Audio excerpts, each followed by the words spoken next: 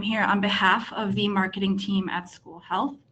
I'd like to thank you for joining us today and participating in AED and emergency preparedness legislation, what you need to know. Joining us today is School Health's emergency preparedness specialist, Vince Pesavento, as well as educator and advocate, Ryan Haaker. They will discuss how AED legislation impacts student safety, some practical steps you can take to stay prepared, and how you can be a frontline advocate in your school or district. I would like to review a few quick things about today's webinar before we begin. We will not be taking audio questions, but you can submit your questions via the questions interface tab in GoToWebinar. You can submit your questions anytime during the presentation. The webinar will be recorded and a link to it will be sent to all those registered after the webinar, along with a certificate of attendance for joining us. If you are having technical difficulties with audio or visual today, please call GoToWebinar directly at 855-352-9003. And with that, I will hand it over to Ryan and Vince. Hello, everybody. Welcome to AED Emergency Preparedness Legislation, what you need to know, and CERP planning, or Cardiac Emergency Response Planning. My name is Vince Pesavento. I am the Emergency Preparedness here at School Health. A little bit about my background is I've been a paramedic for over 25 years. I am the coordinator for the Emergency Medical Technician program at a junior college just outside of Chicago. I currently also hold a lead EMS instructor license in the state of Illinois. I am a stop the bleed trainer, a CPR instructor through the American Heart Association, and I'm also a 12 lead ECG or EKG instructor. Ryan? Hi, my name is Ryan Haaker. I've been a advocate and a communication specialist in Washington, D.C. for over 25 years now. And during my career, I primarily specialized in healthcare and education policy. And I'm happy to be with you here today. So let's get started with some basics today. What is a cardiac arrest? A cardiac arrest is a sudden loss of the heart's activity due to an irregular heart rhythm. Typically, the heart will go into a rhythm called ventricular tachycardia or ventricular fibrillation. Sometimes it will cease to pump at all, going into an asystole rhythm. At that point in time, breathing will stop, the patient will become unconscious, and without immediate treatment can lead to death. Some of the signs and symptoms that you might see from an adult and or child experiencing cardiac arrest or heading into cardiac arrest, they may faint or have seizures, especially during or right after exercise when their heart is pumping and working at its hardest. Sometimes people will tell you they experience a racing heart rate or they feel their heart doing palpitations or beating irregular. When we have a lot of these signs and symptoms, they will also have dizziness, lightheadedness, they'll become fatigued, especially with exercise. Chest pain or discomfort can happen either with or without exercise, and that chest pain or discomfort may radiate or move down their left arm or into their jaw. Shortness of breath during exercise or fatigue before or after exercise. Some of the reasons why we are here today is to talk about cardiac arrest and what we can do in the school to help people who are suffering from it. As you can see, there's some news articles up here. There's a boy that got dizzy at recess and he woke up in the hospital after sudden cardiac arrest. He was able to celebrate his 13th birthday. In Indiana, we had a middle school student collapse in a hallway. Staff, including the resource officer, performed CPR and used an AED on the child, and the child is expected to recover fully. In Texas, training saved a middle school football player who went into cardiac arrest. And lastly here, we have in student's life was saved by coaches and friends and bystanders who ran to his aid and initiated CPR and used an automatic external defibrillator to attempt to restart his heart. At the point in time the paramedics arrived, the patient was still unresponsive and convulsing, but they were able to revive him at the hospital, and he has a full and healthy outlook on life. So this leads us into some basic statistics over cardiac arrest. On any given day in the United States, we have 49.4 million students and nearly 300 staff that are located in school settings. More than 350,000 cardiac arrests will happen outside of the schools and hospitals each year, with approximately 7,000 to 2,300 of these events occurring in children less than 18 years of age. It's estimated that nearly 39% of these events in youth are going to be sports related. All these statistics are from the American Heart Association.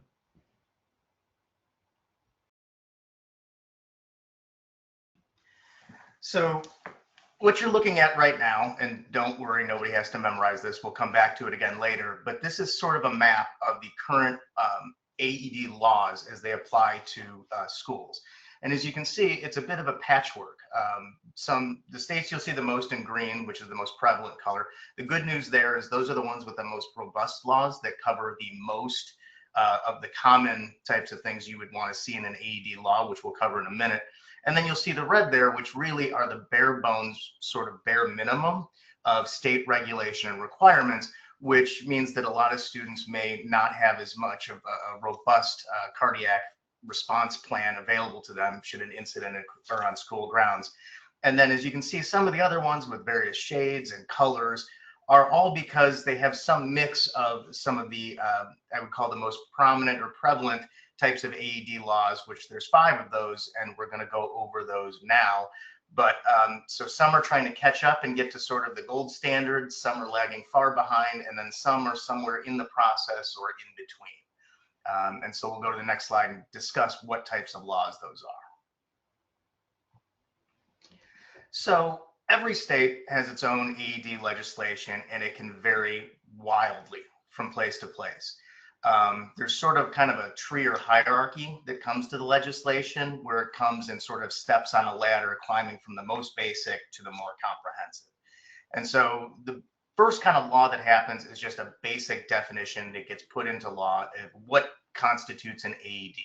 That is generally going to be an FDA approved device, and then it can get into more specifics there about what it must do to qualify under the definition of state law. It usually involves being a device that can automatically detect heart rhythms, automatically deliver a shock, and provide other instructions to the first responders on what they should do in order to treat the patient they're looking at. The next level on the ladder is generally civil liability or immunity laws that are also known as Good Samaritan laws. And the purpose behind these is to try to enhance and expand the use of AEDs, both by having them in more public places, but also in making sure that bystanders and other people are more willing to use them without fear of coming under a lawsuit. And so we'll go over the types of what those Good Samaritan laws are in a minute, and how expansive they are, because those also vary by state to state, since it has to happen in individual pieces of legislation. The next sort of rung on the ladder that usually comes with the immunity laws is is registration and maintenance of the AEDs. People who acquire them are generally required to keep them in working order in compliance with manufacturer guidelines in order to maintain sort of an immunity.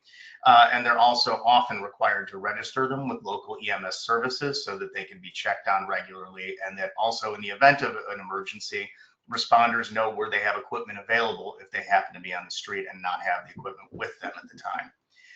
Then we start coming into what would be called the AED use and reporting laws, which require you, if an AED is deployed in a save or emergency situation, you are required to deploy it.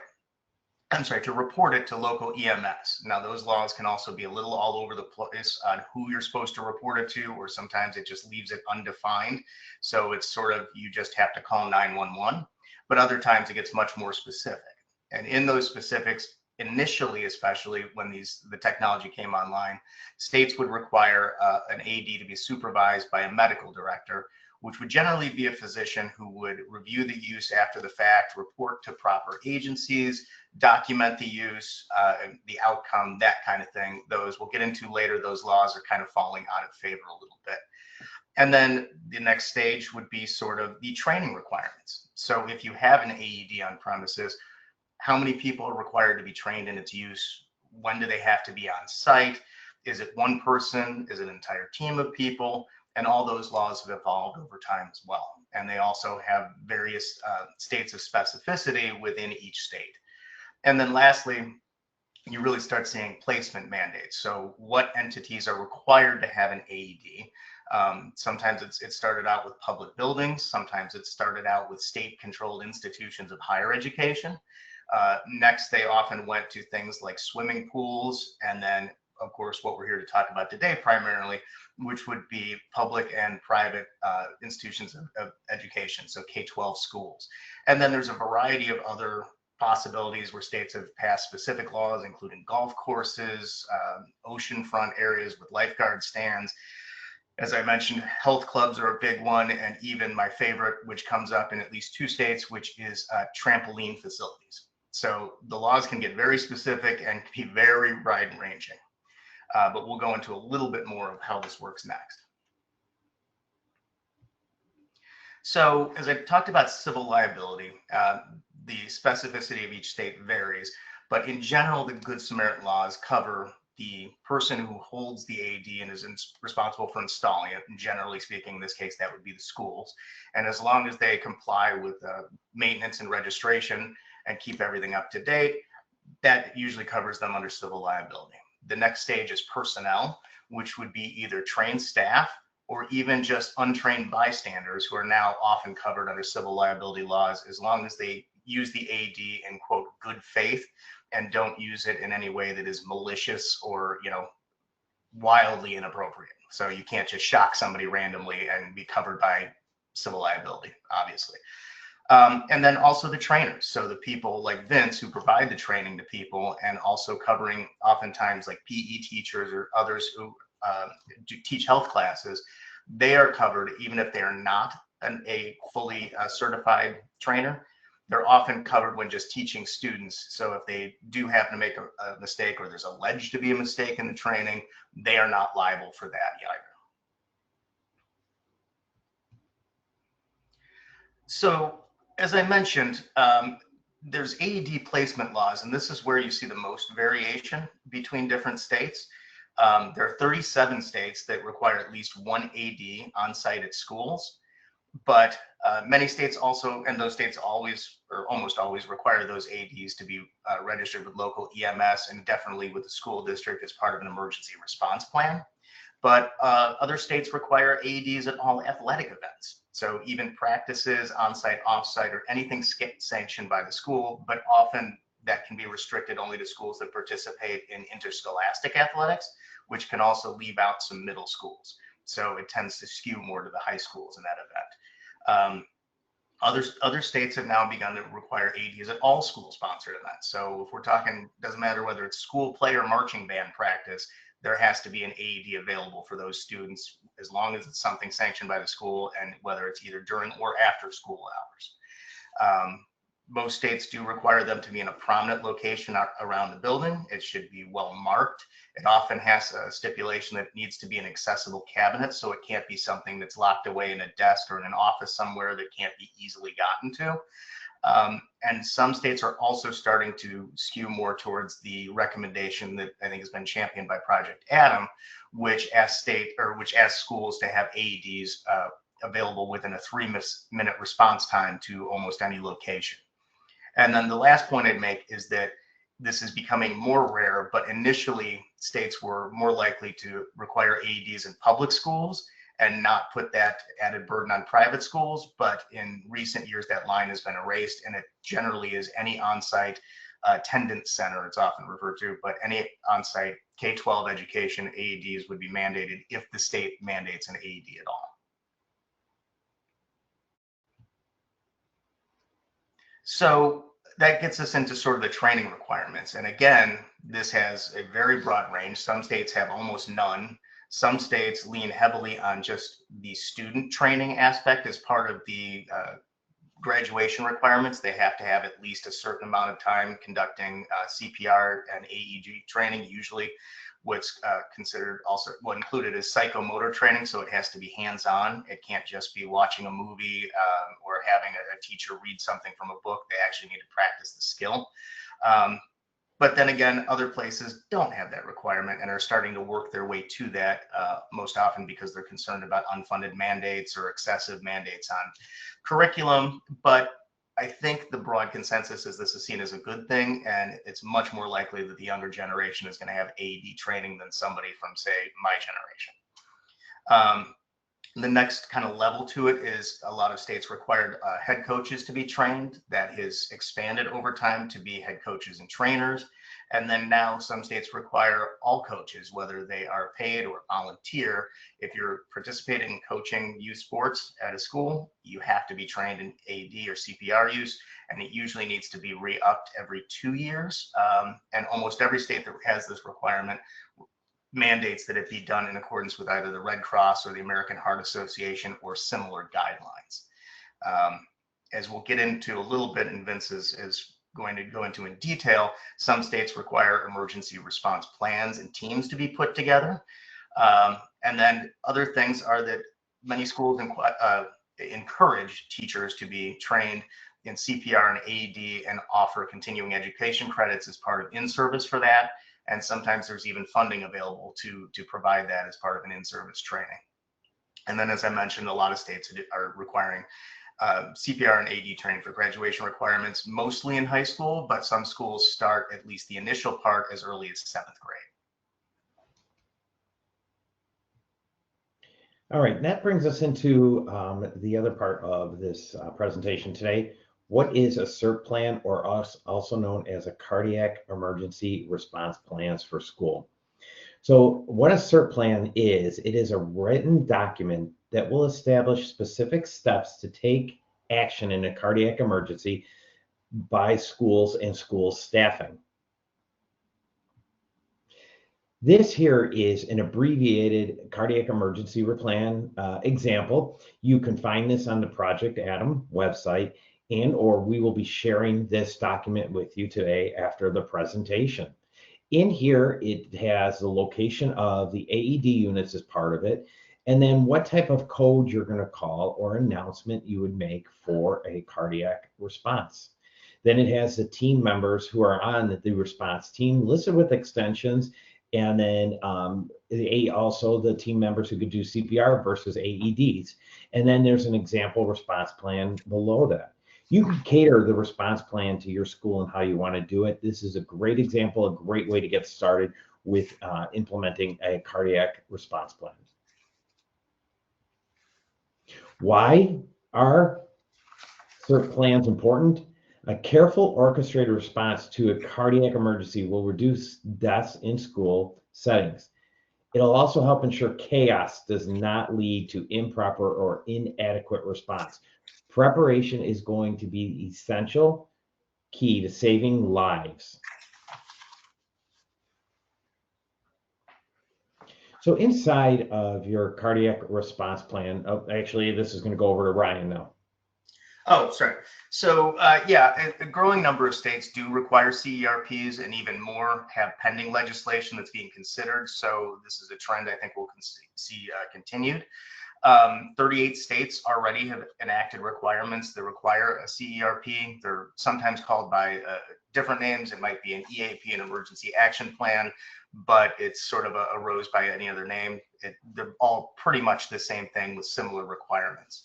And a lot of them have very common elements. So you designate a team of people who have specific roles.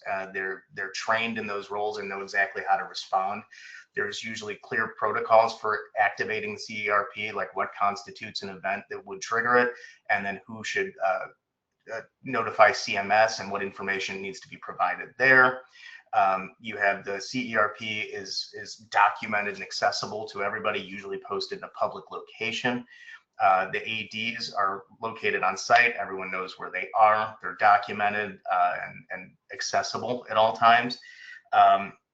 There's also usually a requirement for annual reviews to review the suitability of the plan, and if anything has changed, if there's new fields, new activities, that kind of thing, of where people need to be involved and where they might need to go, which personnel, if anybody's retired, that kind of thing. And then also there's usually training involved, sometimes drills at least annually, sometimes unannounced, and then integration with local EMS and how that should be done, and with the district and the emergency response planning there.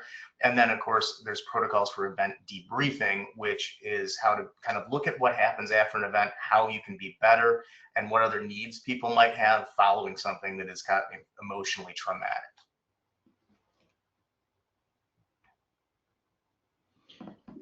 So now we'll talk a little bit about just developing an emergency response plan or a cardiac emergency response plan for your school. One of the big things and important things to do is get your school administration involved with this.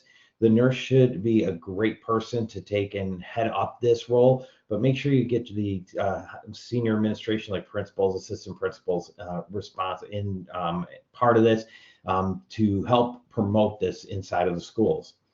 The school nurse should take over, or the health coordinator, and be the kind of the whole entire coordinator over the program and be able to go over it and review it with administration.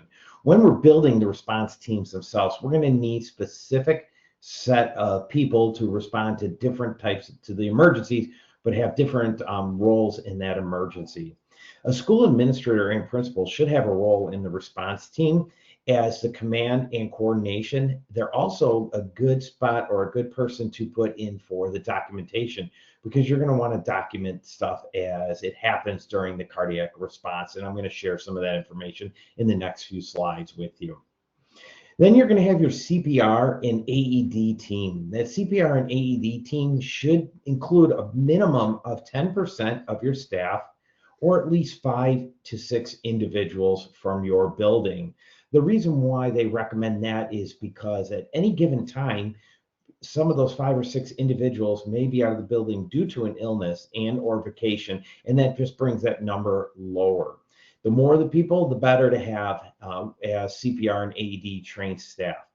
A couple of staff members, as Ryan just alluded to in the last slide, that should definitely be trained should be your athletic staff, your PE teachers, and your coaches, as they are going to see the students during the daytime, after school at certain activities, when they are exerting themselves and putting that heart at more stress during athletic activities. Your school resource officer, security guard, and or the custodial staff is another person to have. Those people are usually moving around the buildings and can respond quickly to a location in the event of a cardiac arrest. And then include your office or front desk personnel. This is a really important role, especially coming from my end as a first responder heading into schools for possible cardiac arrest or just general emergencies. That front desk person should be the one directed to call 911 and alert emergency services that there's an event going on at your school. The key to having the person at the front desk and why we would like to see them calling 911 is that when the emergency responders are responding to the school, that person at the front desk can escort the emergency responders from the front of the building to the area that they need to be inside of the school where the emergency is happening.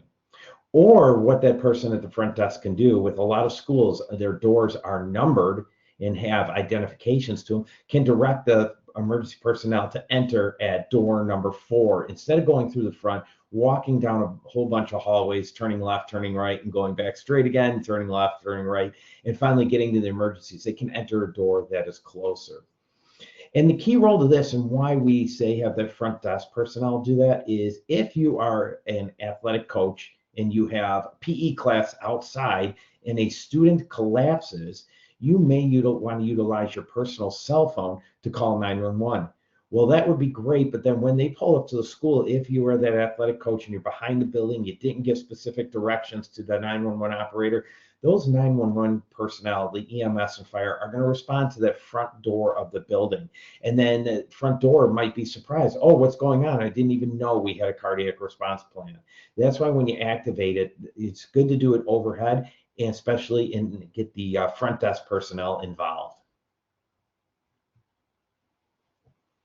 So again, with responsibilities and roles in the cardiac response plans are not a one size fits all, and they should be tailored for your school based on the number of teachers you have and the size of your building and the number of AEDs you have inside of your building.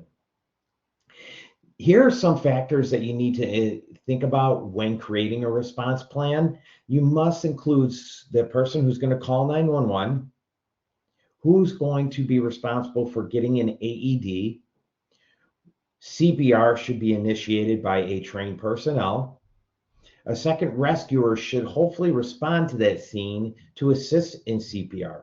And you see here that I have switching every 2 minutes.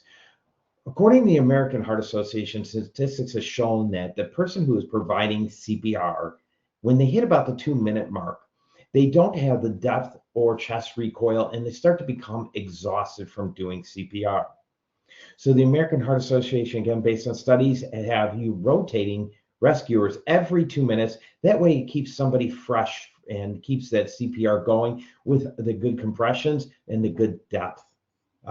Also, when you have an AED applied to a patient, it's going to initially analyze the heart rhythm, deliver a shock, or say continue CPR.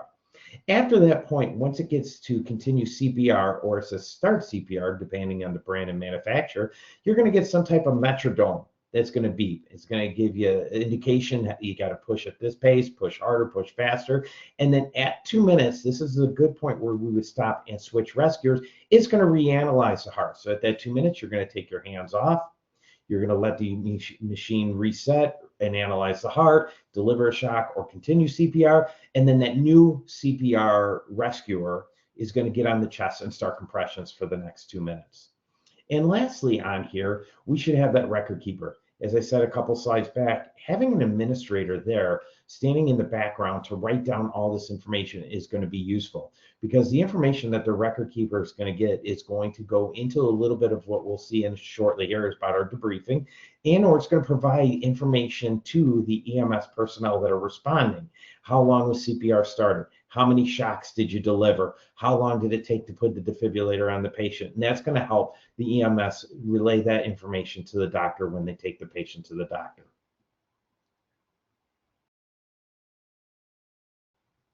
Next in here is it's essential to document everything, as I was just saying, actions included. When CPR was started, how long the AED was. An accurate logging supports a post-incident debriefing, which will come up next, and it'll help evaluate the overall effectiveness of your response.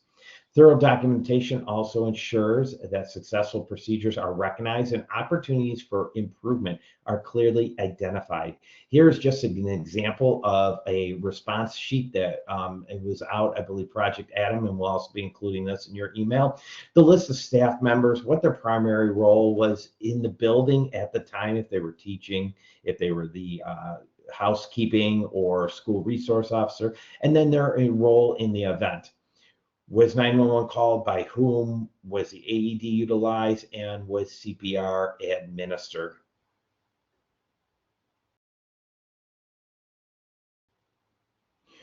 Now it comes into what Ryan was talking about earlier, is developing a training plan. So far, we got to create a cardiac emergency response. We need to share it with the cardiac emergency response team, and my recommendation is share it with the entire staff in the school so everyone's aware of it. We need to practice. And part of that practice is going to be activate 911, and we'll talk about that, and then evaluate the situation and or the practice or the drills. So the purpose behind the training is going to establish a structured training program, and it prepares your staff to recognize when there is a cardiac arrest, how to perform CPR, use the AED, activate the CERT plan, and effectively and efficiently conduct and be able to complete CPR on someone. It is recommended that you conduct a practice drill at least twice a year. This can be done during the normal school hours or without students present. I recommend that you let your CERT team know that, hey, we'll be conducting a drill in the near future but don't give them the exact date or time, because what you're going to want to do is you're going to want to see how they're going to respond to that drill. Some of the equipment needed for the drill will be a CPR mannequin, an AED trainer, an AED checklist, and you will need your CERP team.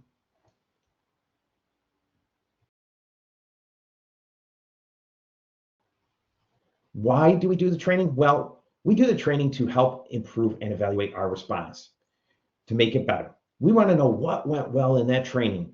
I've had the privilege of going to several different school districts to help assist in CERP training. And I have been the evaluator for those school districts, standing off along with the administrator, helping them fill out the appropriate paperwork. We picked up where there was some delays or confusion, and where we could have improved. We also talked about the functionality of the AED. Were they accessible? Are they at a good location in the school? I had one school, after we performed a training, decide that they were going to move the locations of their defibrillators to different areas to make them more centrally located. And that goes into what improvements can be made. Some of the improvements is how quick a teacher responded, what teachers were doing with CPR. We talked a little bit about that. Not only does this training reinforce responding to the call, but it reinforces the training from CPR, because as Ryan said, according to the AHA, you only need training every 2 years. Well, what you don't use, you lose sometimes. So utilizing this additional training twice a year will help reinforce the steps to cardiac resuscitation. And again, we're going to reinforce all the responses to these emergency steps.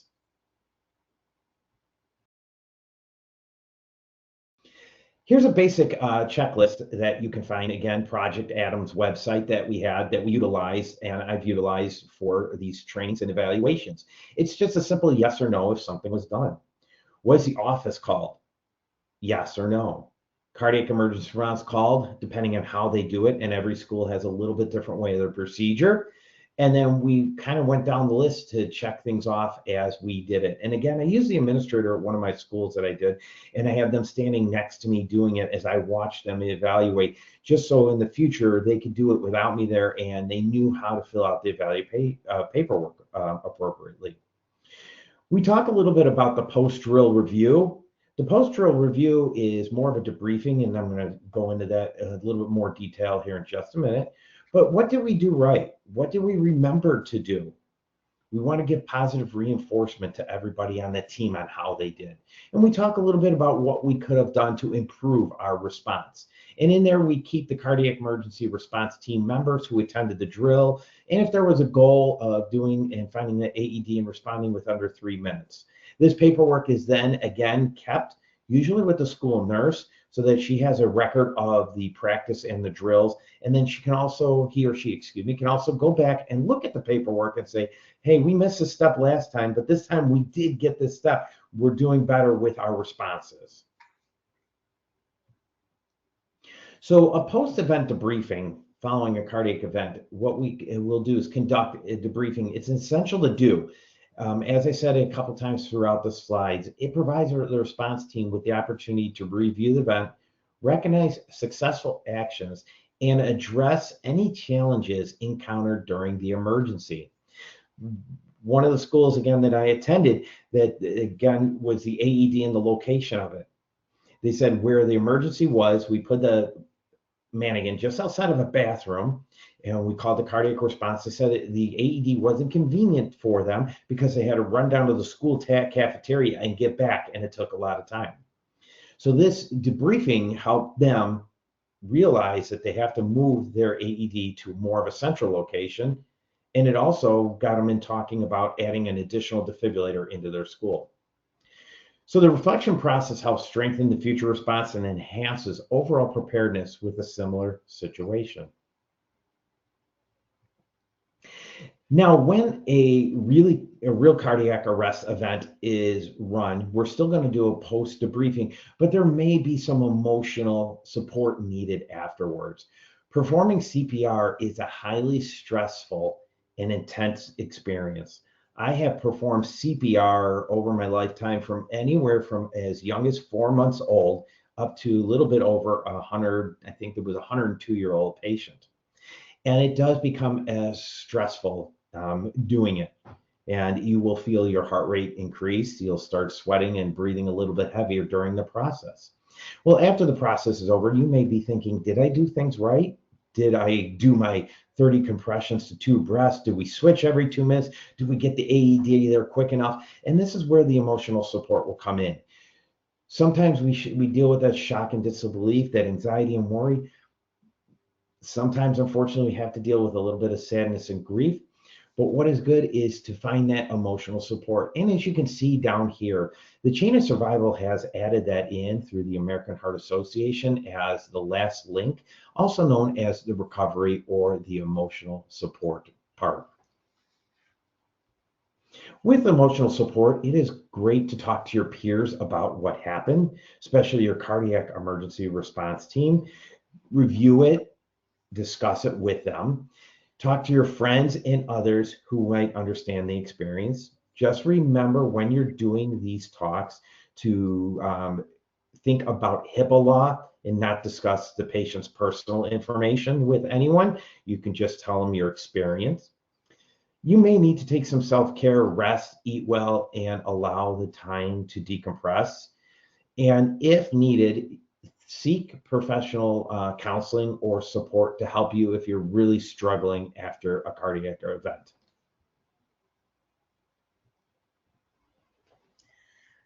So as we talked, every state's a little bit different, and the same goes for CERPs.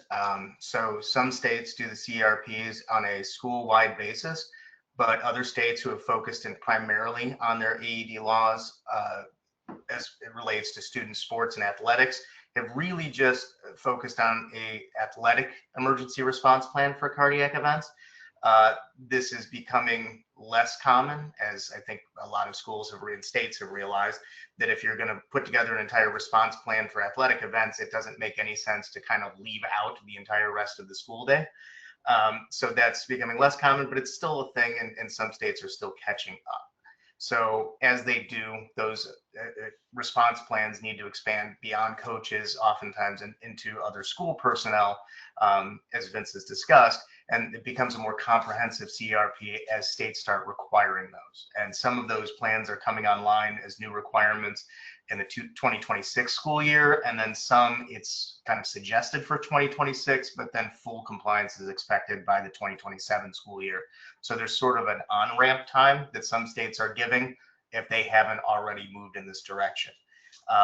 There are some states that did differentiate still between public and private schools. Those are often found in more rural areas or in areas where there is less funding available, and they don't want to put an unfunded mandate or excessive burden on these schools. But as all the statistics have come out and as advocates have pointed out, it doesn't really matter to the student who's experiencing a cardiac emergency, whether they're in a public school or private school, they still need the help available to them. And so those distinctions have started to go away over time, as long as there is, it's oftentimes now it's distinguished by a certain number of students in attendance. So if it's a very small charter school or even a homeschool, they obviously are not subject to the same requirements. But once you get over a certain number of students, then it starts kicking in. And again, that's a state by state basis. And then the other thing that some states have done is recognizing that not all schools are in financially the same straits. They have sometimes made compliance dependent or contingent on funding availability, and that can come in multiple forms. So it can be funding that is appropriated by the state, which is usually a separate process from the bill that creates the AED mandates. Then usually a separate committee and a separate budget process has to allocate money from the state specifically for that purpose. On the other hand, some states just said that you can use, oftentimes it's school safety funds that can be used for anything for active shooter drills and school hardening. You can access those funds also for acquisition of AEDs and associated costs to training and to developing your CERP and certification and those sort of things. Some states have done it more through a grant program focused mostly on more economically challenged schools. And that usually is tied into schools that have a certain percentage of students or higher accessing the free school lunch program. And that is a very common mechanism. And then another thing that a lot of states have done, have authorized schools to seek donations and to actually accept and seek donations outside of state resources for AEDs, usually focused on the acquisition and placement of them. And then some have a broader allowance there. And each state will change, and it really will just depend on what you have available to you in both your state and your community, and what supporting organizations you might have to engage with who'd be willing to provide donations if your school is short of resources for this.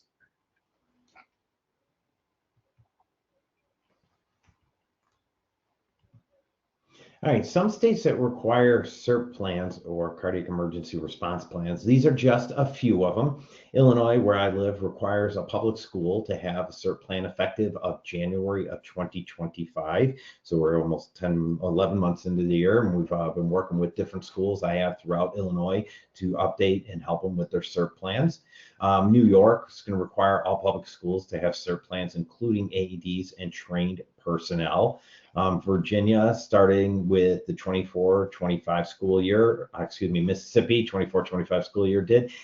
Kansas, the bill took effect after January 1st of 2025, and coming online next year will be Texas in the 25-26 school year, requiring CERT plans. This is just a small snapshot of them out there. As Ryan said, there's many, many more states that are doing this, but that's just a small snapshot of it. And so that sort of brings us to the pending legislation. And more or less, I did a survey of all 50 states, and with only like 2, maybe 3 exceptions, every state has some form of pending and proposed AED legislation. Now, state legislatures don't all move at the same pace, and so some of those get proposed. They have short sessions and they're shot down quickly. Some just kind of languish until a deadline approaches, or they've handled other business. So each state is in kind of a various state of progress as far as the legislation goes, though some have a number of signed new bills this year. And one thing to know about state legislatures is they don't often invent the wheel on their own. They take a much more of a follow the leader approach. So they look at what other states are doing. They look for proof of concept and what might have been successful. And then they often piggyback off that and develop their own legislation based off of something that another state has done. They don't usually strike out on their own with brand new initiatives. And so they take that model legislation, and sometimes it can take years getting proposed and reproposed and gaining support to eventually be passed. But over time, you tend to see, and as we'll see by the map again at the end, you'll see states that neighbor each other and share sort of commonalities and some demographic similarities. They start adopting very similar laws, especially when it comes to public safety, because nobody really wants to be left behind, and especially not when it comes to child safety. So this cycle, the bills that I've seen that are most prevalent and popular is, as we discussed it, like the CERPs and expanding those. And so in states that just have them for school sports, they're expanding full to school wide. And then in other places, it really is a sort of comprehensive CERP, do it all at once, where they haven't done them before. Other states have started doing AED mandates, expanding them beyond athletics, and so making sure that they're placed more than one in school, and then at every school event and available at all hours that the school is open to the public in any way, shape, or form. And in some cases, interestingly enough, some states have passed CERPs but don't have an AED mandate. So you have kind of this interesting disconnect where you have a comprehensive emergency, cardiac emergency response plan, but you don't actually have an AED mandated in the school to carry that out. So you can see how it almost undermines its own intent and effectiveness there.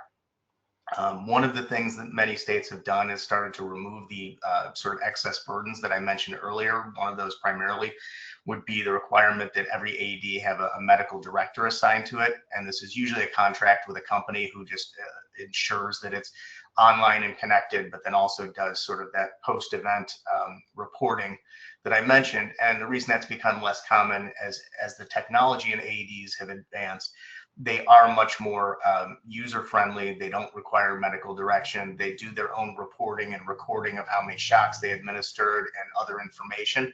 So that reporting can be done automatically and doesn't necessarily need a paid physician, doing an after-action review. And so removing that requirement is designed to make them more accessible and more attractive for multiple facilities, not just schools, to want to install an AED just for public safety purposes. Again, some states had required just head coaches to be certified or paid coaches, and some of the bills I've seen expanded to all coaches, whether they're volunteer or otherwise, including expanding it to all non-school sports, so just youth sports in general. I know the American Little League has started requiring CPR training for coaches, and some states have just said if you are a sponsored youth sports activity and accept funding, then any funding, even from parents, then you have to have at least CPR certification, which usually is accompanied with AED certification. Again, I mentioned expanding it to AED placement rules to all private schools. Other bills have encouraged strongly, and some started to mandate having mobile AEDs available to athletic events that occur off-site or practices that may occur not directly on school grounds, and just ensuring that there is, especially for things like cross-country meets and things where people may be farther afield, to have a mobile AED that can get there quickly. And then lastly, a number of states have started requiring more student training as part of their graduation requirements, just to ensure that there in the future will just be more bystanders trained in AED use, and hopefully it's just pervasive and prevalent.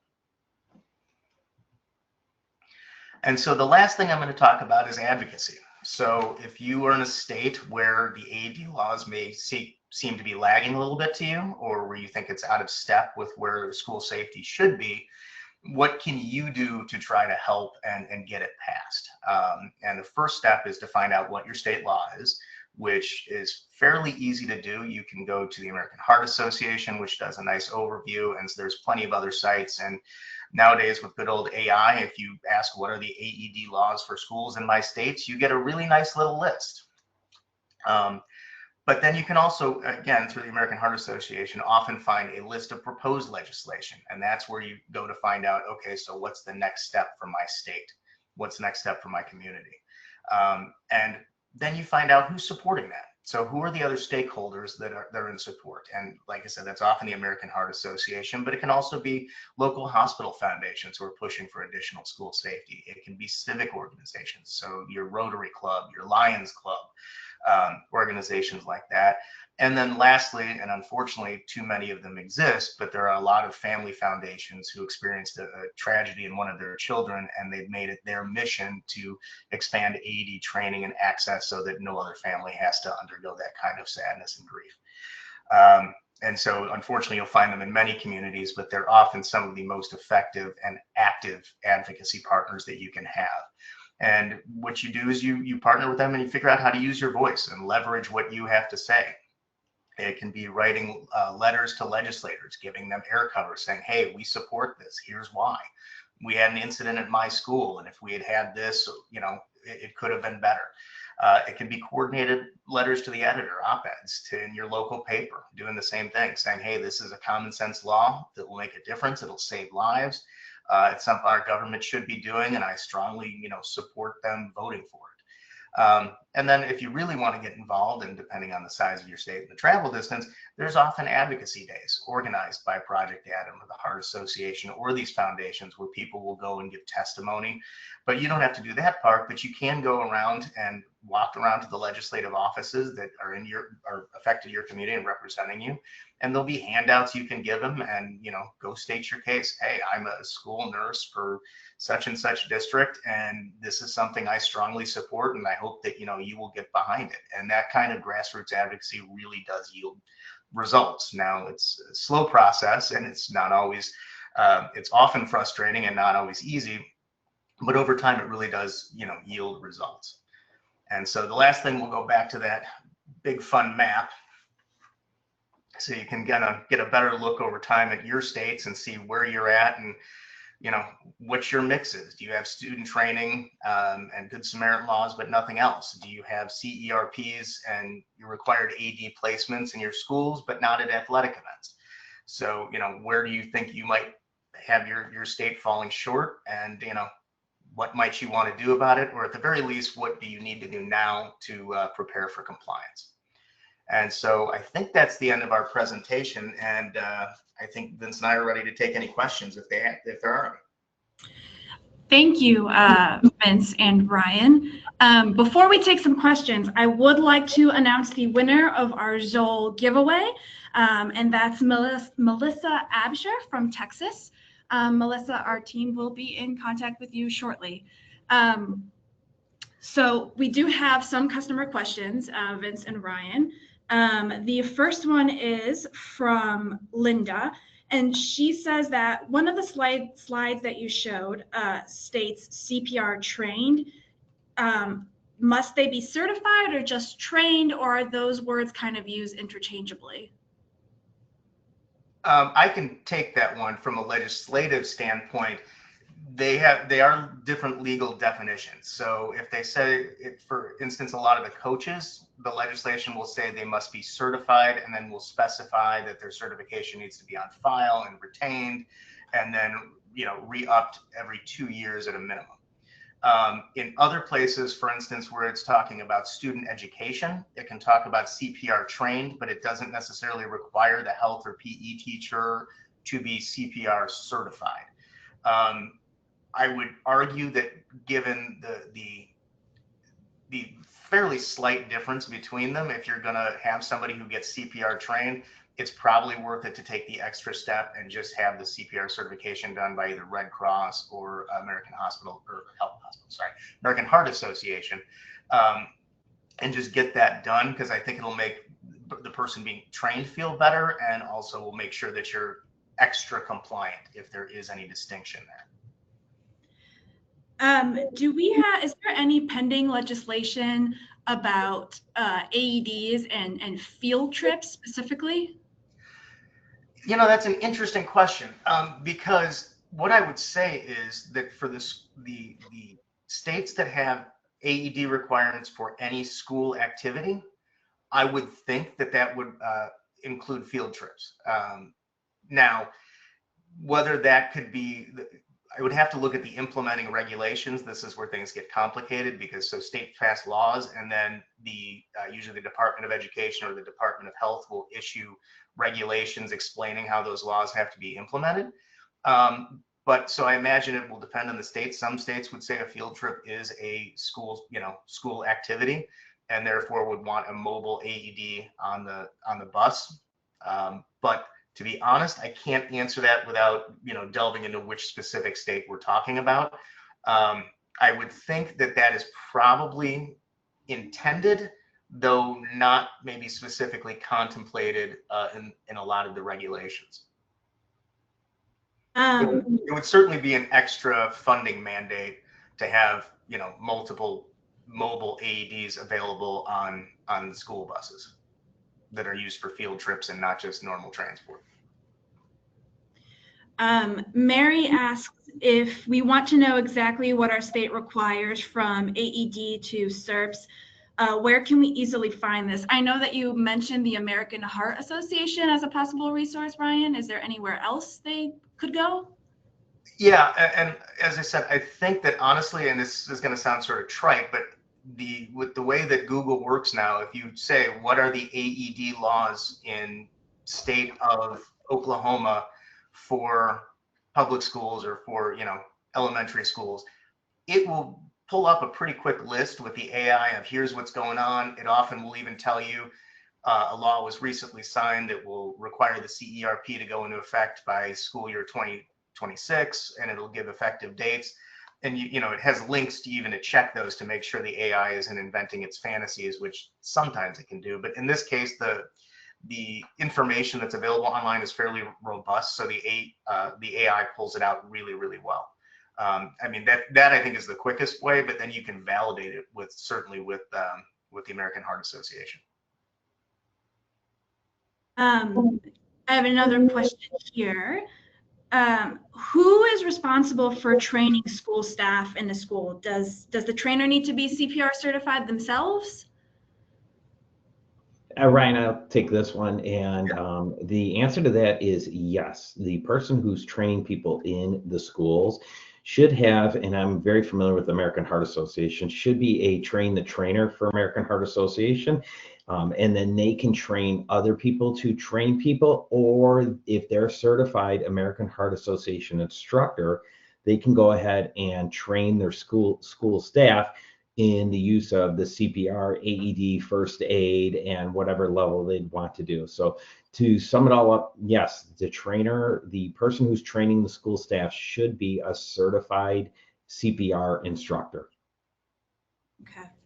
I have another question here. It says, if I need to build a team, are there resources used to help me so that I know how to go about, making sure I have everything that is needed for an emergency prep team and a team to handle this stuff? There are resources. You can utilize the Project Adam website. It has a bunch of different information on it.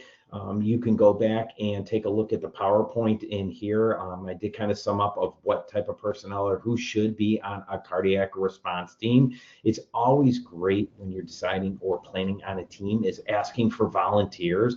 There are a lot of teachers and PE teachers, school resource officers, and maintenance facility who want to help, who want to be part of that team.